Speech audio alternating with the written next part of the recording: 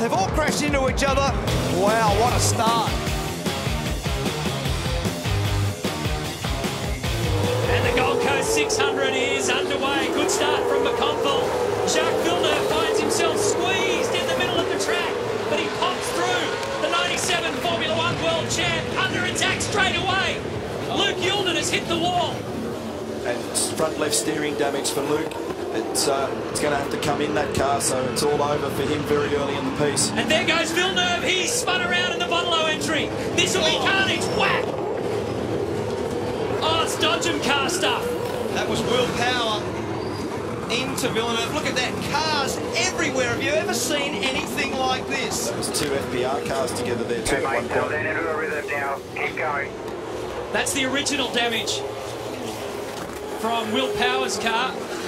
Will Davison is locked up in that. Car 10 as well.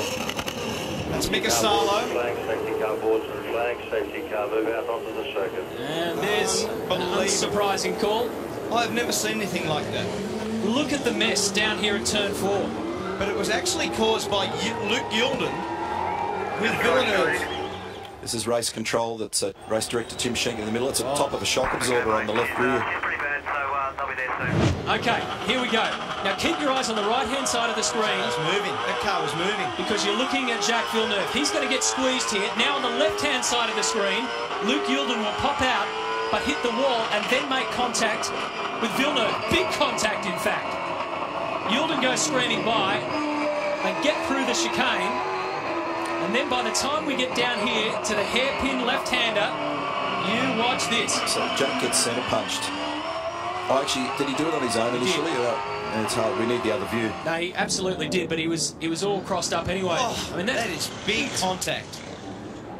And see, Villeneuve wouldn't know where he was. You just don't know where you are there because there's no vision. This is the view on board Luke Youlden. This will be one hell of a ride. A ride that he did not want. In the middle of it all down at the Big Pond hairpin, Villeneuve also picked the throttle up like you do sometimes when you're trying to steer out of an accident, and that nose, you watch the green car, he picks the throttle up here, see the blue smoke, he's bagging it up here, and he actually ends up driving headlong back into the pack. So he drove straight into car 8. He drove straight into Andrew Jones. But did he get hit? Did he get hit? This okay, here we go. May have got a little nudge here. So he might get a bump because he got unloaded. Yeah, there you go. He got hit. Yep. Yep. So he did from car 33. So Greg Ritter's just given him a little touch on the way through. And then straight in goes Will Power. Straight to the back of him was Owen Kelly. There's just cars everywhere. The effects were felt 6 and 7 cars back there, so that's all a bit ugly. Will Anton be able to get to the first corner first? He wheels it away nicely, but so does Frosty. He missed a gear. Frosty missed a gear. And on the inside comes Van Gisbergen now. That was a beautiful start to begin with, but he wasn't able to continue it on. Shane dives straight down the inside. Kenny held onto it. Oh, here we He's go. been hit. Pies turned him around. That is absolute chaos. Anton gone. They've all crashed into each other. Wow, what a start. Wow. It started right at the start. Mark Winterbottom didn't really launch second phase of the start. The car wouldn't go. There he is. He's parked up. He's got caught up in it as well. This will bring the BP Ultimate Safety Car for sure. There's cars everywhere at turn 1 to go on the replay. So there we watch Winterbottom first. Gets going and then it dies. It cuts out. He gets out of the way. And that sort of scrambles the field a little bit. Everyone's like, what's going on here? And the traditional 3-wide run down to turn 1. But here, you can just see Winterbottom's car doesn't go. So that's really weird, isn't it? Because I thought he missed a gear. It looked like a missed gear to begin with.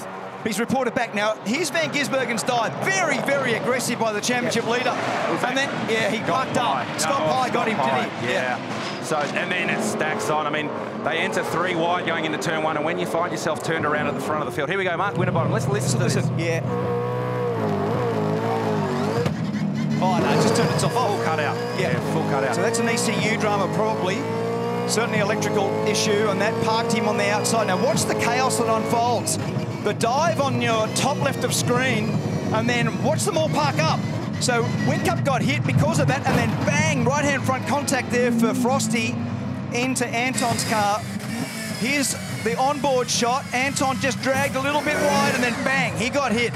So Scott Pye caused that first rotation and then chaos. Oh. And that is real. That's exactly the feeling and the sound you get. We'll pick it up here as we see Anton. He's stuck there, nowhere to go. Oh, look at Coulthard's car up. Let's see if they can make this count. Well, Bright stalled off the grid. Winterbottom's going to have to go around him. It means it will be 3 wide into turn 1. James Courtney's ready to pounce as well. And they make a little bit of contact. But the Pepsi Max Ford of Mark Winterbottom goes through. And straight off a Fujitsu GRM car of Alex Premier. A big crash involving Russell Ingall and Alex Davison at Whincup. Damage all round. Jamie Whincup. Smoke pouring out the side of car number 1, the Red Bull Commodore. There was a bit of flinching going on, and they've had some problems at Brad Jones Racing getting their cars away from the line. Remember, Mark and I talked about it yesterday at half-time. Winterbottom led them. Now you'll see back in the pack, Alex Premier spits out of the pack, but when he comes back onto the racetrack, he shuffles everybody over to the left, and there's no room because they all start to take avoiding action. Alex Davison had to move. Russell Ingall was reacting to Jamie Whincup. And have a look at this. Chaos in the middle of the paddock. See, one of the Nissans was off the road as well, which also squeezed Lowndes out wide. And see how Alex has had to lift off. Alex has lifted off, and that's had Jamie into the back of him because he can see the GRM car coming out of the paddock. But there was a bit of nonsense even prior to that at turn 2 where they were 3 wide because Lowndes was getting carted into the weeds too. Whincup versus Mostert. Game on. Nice transition for car number 88, Jamie Whincup. Awful start for Mostert, who's dropped 4 or 5 spots already. And Tander right into the mix straight off the bat. Cam Waters covered him. They were right over on the inside of the road, and Mostert's gone off the road at turn 1. That's a shocking start. Contact now for Cam Waters into the side of the Volvo. He'll be bogged. He'll be in there. There's no way you'll get that car out. That's big contact going into turn 2. Courtney and Cam Waters escorting themselves over off the track. And then contact, watch this, there's Moffat on the outside. You can see Mostert there. Mostert actually moving on, and that's the big contact with Moffat and Cam Waters on the run into turn 2. So he's done a nice job. So he's made a good start. He's actually gone past Mostert. You see there on the right.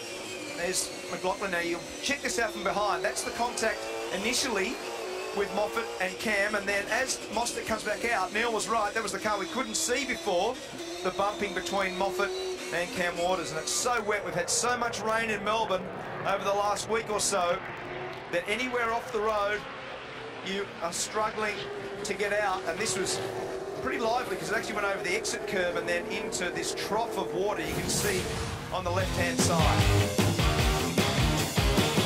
Did you see the way Mark Winterbottom's car was shaking when we were on board at the start and trouble at the rear as they exit turn 1? That looked like one of the Tasman Motorsport cars, probably Greg Murphy. Oh, contact here between Davison and Winterbottom. This will cause some chaos, and it has. Ingall's in the middle of it, crunched him hard. Big damage for Ingall. It'll be big damage on Winterbottom's car as well. No worries, bring it back into the pits. And look at the damage to Russell Ingall's car. You predicted it, you could see it coming, couldn't you, Cromley? He was stuck with nowhere to go. Here it is in replay, and for some reason, Will Davison and Mark Winterbottom rub panels in the braking approach to 4. And then once this happens, you know it'll be chaotic because Russell had nowhere to go, crunches into Winterbottom, and then everybody else scrambling. They can't see, there's smoke, there's dust. Will this reveal a bit more of the story? That's looking from Mark Winterbottom's car. Watch what's coming, though. Watch this. Oh!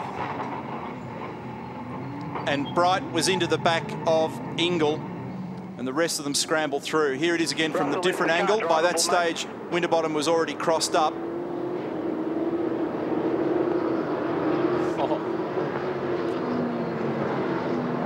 Actually, when you consider the amount of traffic and the congestion through turn 4 there, you almost expect there to be more trouble.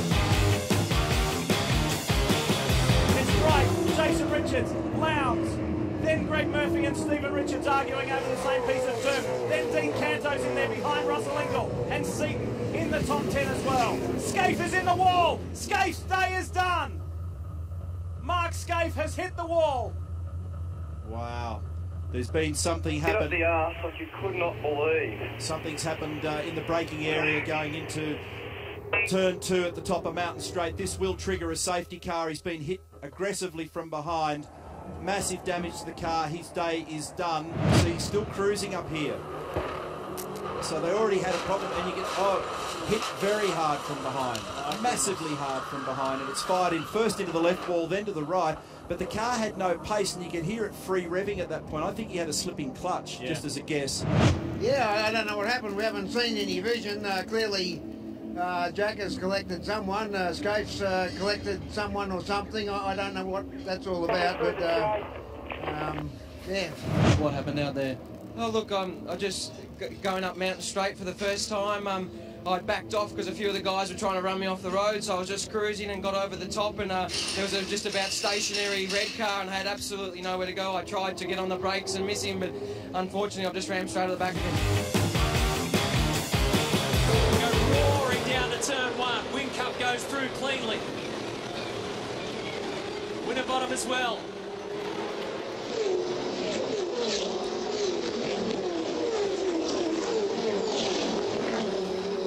Here's where it gets tricky, up over the rise. This is where Will Davison had a spectacular off. Alberto off the racetrack, and he turns Tim Oh, Slade that's away. a big crunch at the top of the hill. It's not done with yet. Garth Tander's involved. Tim Slade's involved. Todd Kelly's involved. And that started with Alberto off the racetrack on the inside, and then there was just nowhere where all the cars could go once they started crunching into each other. So D'Alberto definitely started it. He went down the inside of the road, couldn't get it stopped, and safety car out now. So there's D'Alberto's car. Look at the mess on the other side of the track. So Tim Slade has been collected in that. Garth Tander, and that's Tony D'Alberto's car off in the distance. There's the Lucky 7 car. For some reason, Tony just ends up off the racetrack on the left. No, he didn't make contact. He's just driven up there. That was... And then he's tagged the back of Slade. Oh. Tander's got nowhere to go into Slade. Steve Owen's gone straight to the back of Slade's car. Here he is again from the other angle. So look for Todd Kelly's car. There's Todd. Bang. Slade. Tander. Webb. Reynolds. Gisbergen spun in the background. D'Alberto, massive damage to the front and the back. That was all a bit average, really. That was average. Also, a little bit of contact at turn 3. We'll just clear that up for you as they come up to turn 4 and onto the back straight. And a great start by Warren Love. Golding running a little wide on the exit of 4 in car number 34. That was seriously wild because Luke Yulton was caught at turn 2 and 3. They're all bumping each other as they come up this amazing... Oh, He's in the fence. That's a huge crash.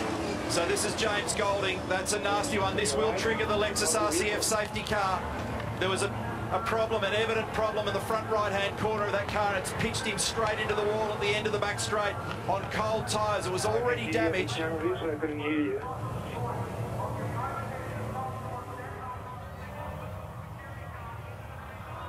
Medico's on the job. First intervention vehicle down there. It's been brought under control already. So that was a huge moment for young James Golding. Right-hand front tyre deflated. When we see the replay of that, it already found itself sitting down in the right rear corner. Dr. Carl Lee from Supercar has James. Good to see that he's up, and a warm response from the crowd, which is wonderful to see. Now focus on the right front corner of the Volvo. As soon as the brake is applied, the tyre lets go, and there is no chance of steering that car. On the outside of Jack Perkins, very, very heavy contact with the wall. Thankfully, protected by the tyre barriers down there. FIA spec, safety debris fence behind it. Let's have a look at this in real time and listen.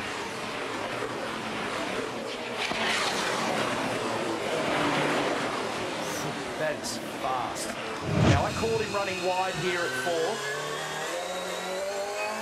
He climbed back on, he was sliding here, he's had a look in his mirrors. So let's just listen and look.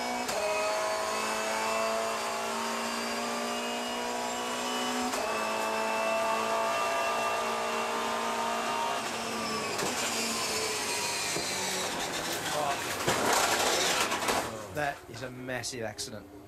Oh, That'd be more than 200 kilometres an hour for sure. Would have hardly slowed.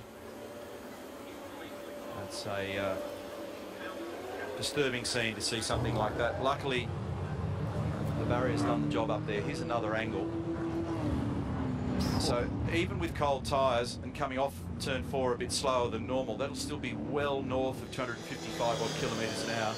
It's gone straight ahead at turn 6 at the end of the chute. Shot from on top, I think it was the Penske car then. Looking here at Jonathan Webb's car. Obviously we've got a whole variety of angles, none of them are particularly pretty.